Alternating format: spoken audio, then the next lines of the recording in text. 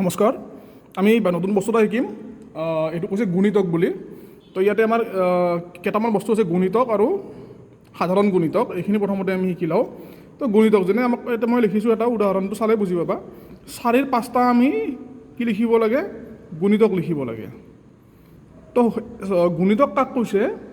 যিবিলাক সংখ্যাক 4ৰে হৰণ যাব। যেনে 4ৰে কাক যায় হৰণ? 4ক যায়, 8ক যায়, 12ক যায়, 16ক যায়, 20ক যায়, বা 32ক যায়, বা 48ক যায়।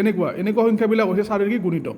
তো আমাৰ উলিওৱা নিয়মটো এনেকুৱা, আমি অকল কি কৰি গৈছোঁ? পূৰণ কৰি গৈছোঁ। 4 × 1 = 4 এটা, তাৰমানে 4ৰ গুণিতক কি হয়? 4, 4 × 2 = 8 এটা, 4 × 3 = 12 এটা, 4 × 4 = 16 এটা, 4 × 5 = 20 এটা, এনেকৈ 5টা লিখিছোঁ।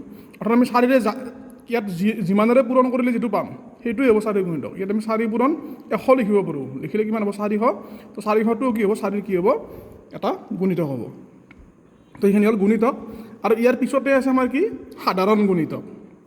এইটো এটা আমি উদাহৰণৰ সহায়ত বুজিম। মই এটা প্ৰশ্ন দিছোঁ, 4 আৰু 10ৰ 3টা সাধাৰণ গুণিতক লিখা। তো কামটো কৰিছোঁ কি?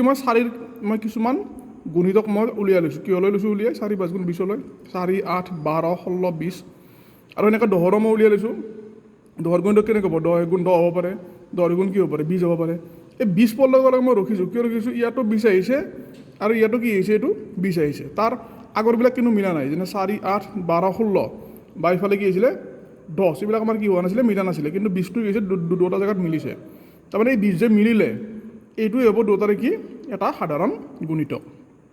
অৰ্থাৎ আমি 4ৰ গুণিতকো 20 পাইছোঁ আৰু 10ৰ গুণিতকো কি পাইছোঁ? 20 পাইছোঁ। এইটো হ'ল দুটাৰে এটা মানে কি? সাধাৰণ গুণিতক। তো লিখিছোঁ এইটো 20। এতিয়া লিখিব দিছে 3টা ন? তো 3টা লিখিব দিলে আমি কি কৰিম? তাৰ পিছৰবিলাকক এনেকৈ পূৰণ কৰি গ'ল হ'ল। 20 হ'লে নেক্সটটো কি হ'ব? 20 পূৰণ 2। তাৰে পিছৰটো কি হ'ব? 20 পূৰণ 3। নেক্সট আহিব কেনেকুৱা? 20 পূৰণ 4। এনেকুৱাবিলাক আহি থাকিব। তো 20 × 40টো দুটাৰে কি হয়? সাধাৰণ গুণিতক হয়। 60টো কি হয়? দুটাৰে সাধাৰণ গুণিতক হয়। তো এইবিলাক হৈছে সাধাৰণ গুণিতকবিলাক আমি এনেকৈ উলিয়াব পাৰোঁ।